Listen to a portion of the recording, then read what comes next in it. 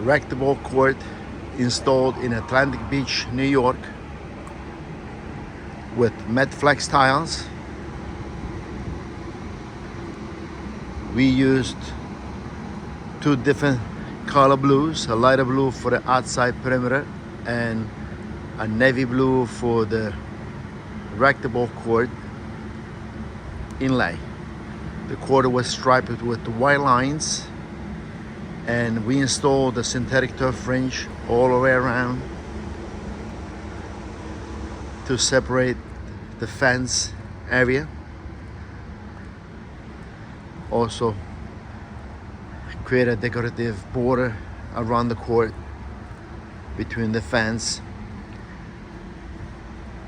and the Mateflex tiles. Racquetball court